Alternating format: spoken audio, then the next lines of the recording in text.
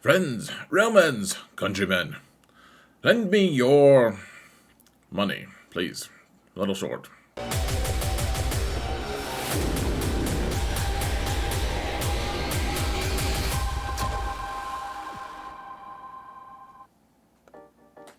Hello everyone and welcome to another episode of Xerath Prevails. To be clear, I am not short, actually. I'm not even a little short. I am like 6'4" or 6'5", depending on if it's a tall day or not. I used to be 6'6", and I shrunk while I was in Iraq, deployed for the US military. So, I don't know what happened with that. The doctors don't believe me, but I believe me, and that's enough.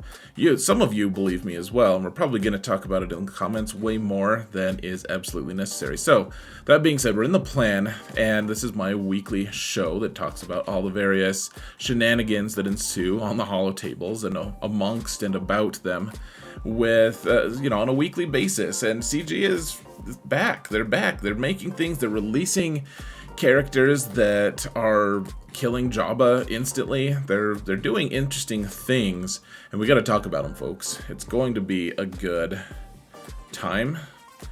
Another really good time, folks, is mounting the algorithm. Please, if you want to support the channel for free, all you've got to do is like, subscribe, and or comment. Do all of those things. If you're ballsy, if you want to, if you're bellsy, you can always just ding the bell.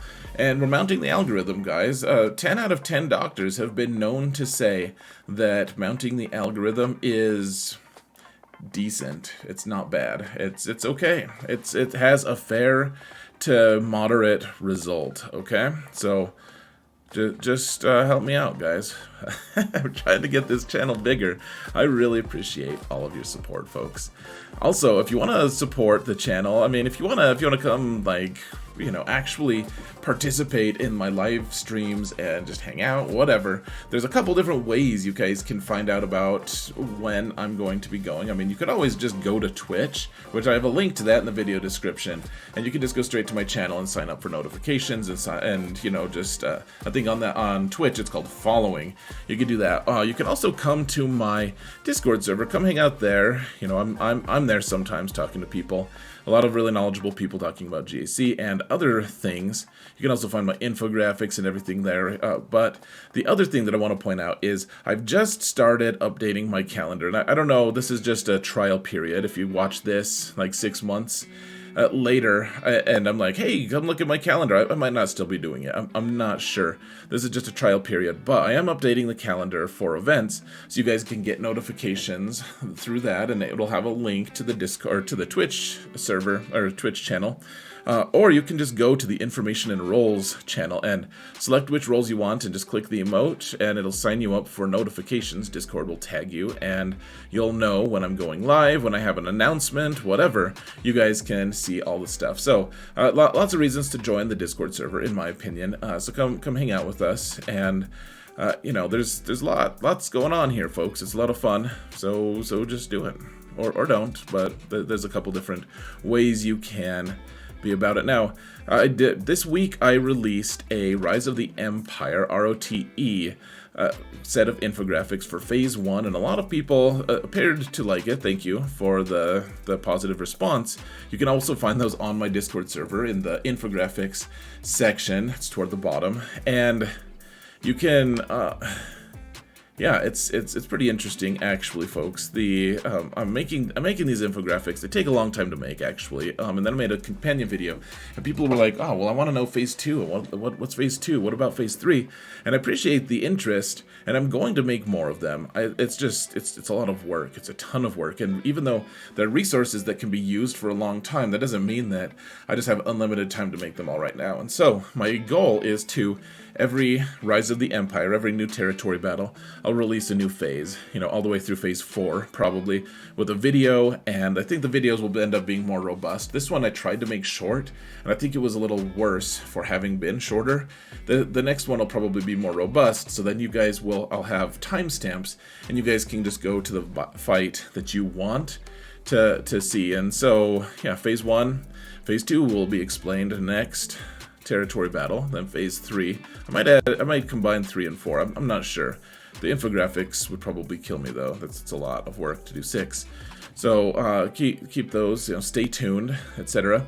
Now, Zorii Bliss is here in a move that no one really expected. CG released the I guess Spice Runner. I mean, maybe she's a Spice girl. She kind of is. She runs Spice. And anyways, they released her. And apparently she's the Pink Ranger. I guess I didn't realize that. In fact, though, her helmet looks almost exactly the same. So one way or another, she's in the game. And her team is actually, like, with like, Resistance, like the dregs of Resistance. She's already beating Jabba. I've seen a few videos. It's fascinating. We're in this era right now, guys, where we're kind of testing for CG. I know that that's been the going joke, or even just complaint by people, like, oh man, we're the testers now. But I mean, we're in an uncharted time period where the beta testers have had no say about the new content. Like, they're done. This is the last of their knowledge about the things that were being tested, and so. CG, whatever they have for testing, like, it's just being released now. And this seems a little bit overpowered for what it is. It's just a marquee that's meant to make your resistance a little bit better. I don't know. We'll see if that ends up being a viable counter to Jabba, but if it is, that seems a little bit cheap. You just, like, one marquee character boosting a bunch of just total dog crap characters and killing the best and most expensive team in the game right now. Seems a little bit ridiculous, but who knows if that's gonna stick or not. I mean, I wouldn't overinvest in Zorii right now, because that seems like maybe a nerf would be on the horizon. Even though CG doesn't nerf that much, we may end up seeing more nerfs just because they don't have access to as strong of testing. But I mean, that being said, I'm glad they're still releasing characters. I'm curious to see how many characters they release this year. Hopefully, if they release more Resistance, we get Paige Tico, Rose's hot sister. Seems like the thing to do, folks.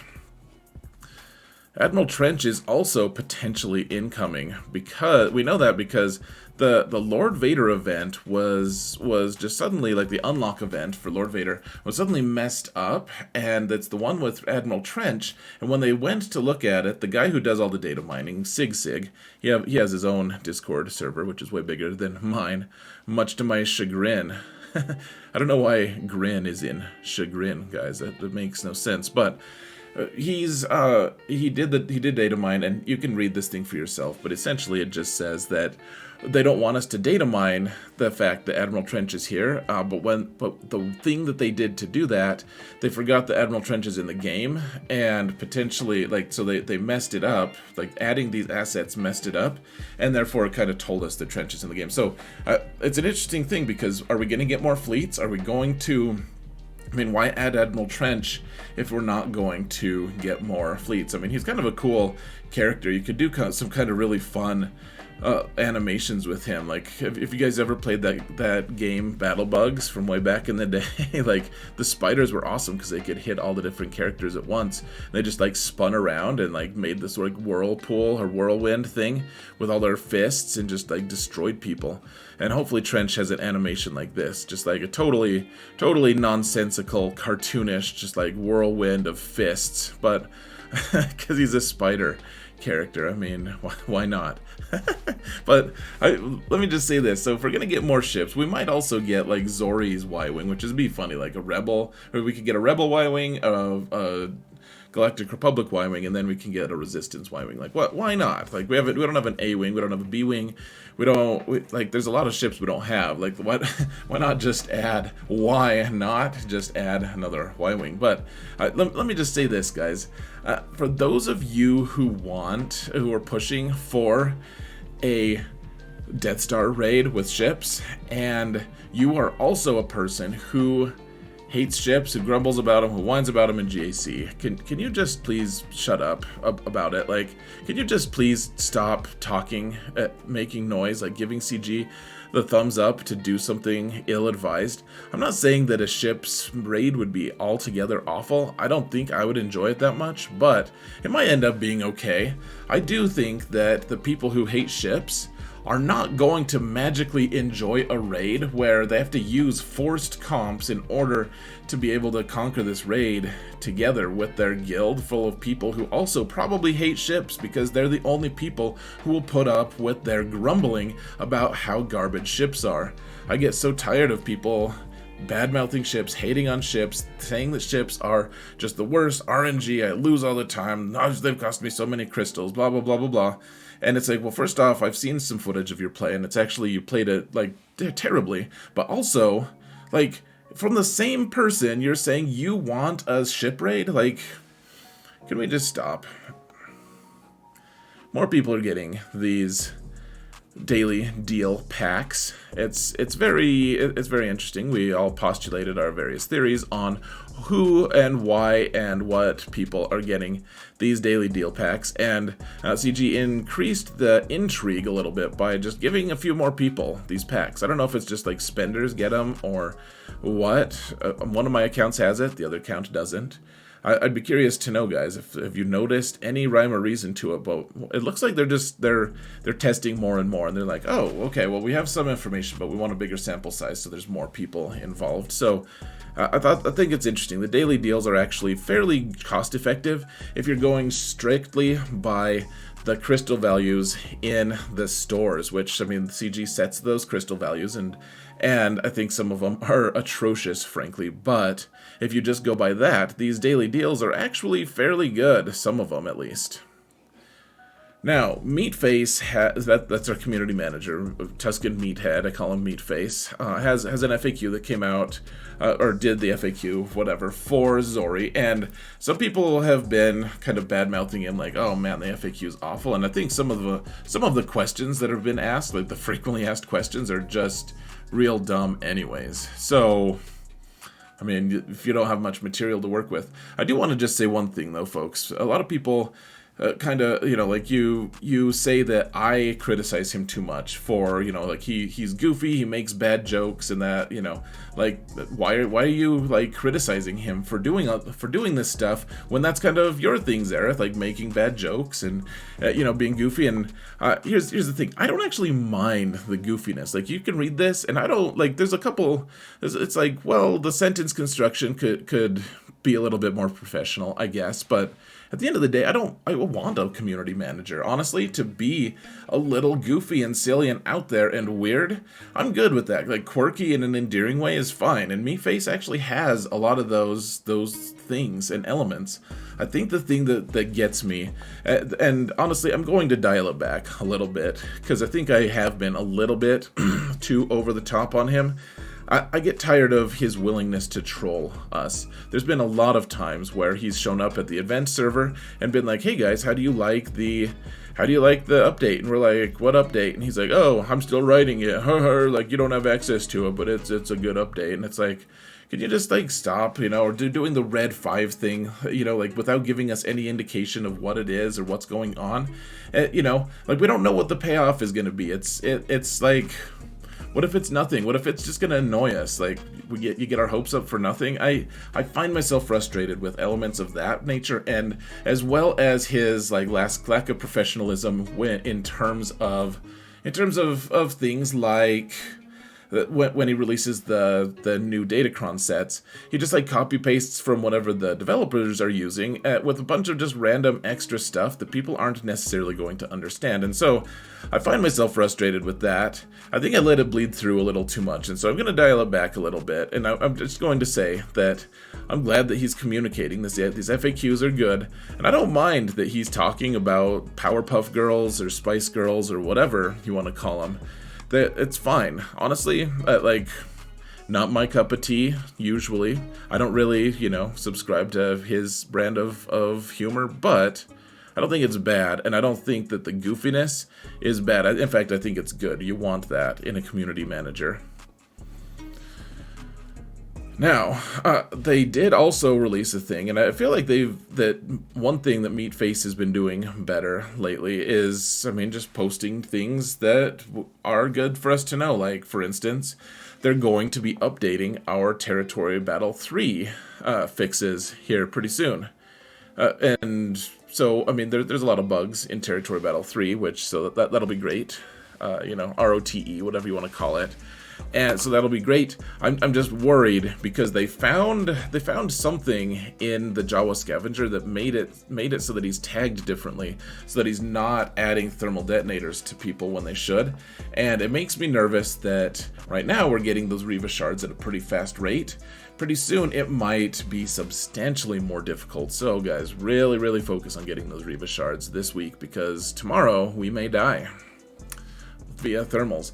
The other big thing, folks, and this is the thing that makes me, I don't know how I feel about this.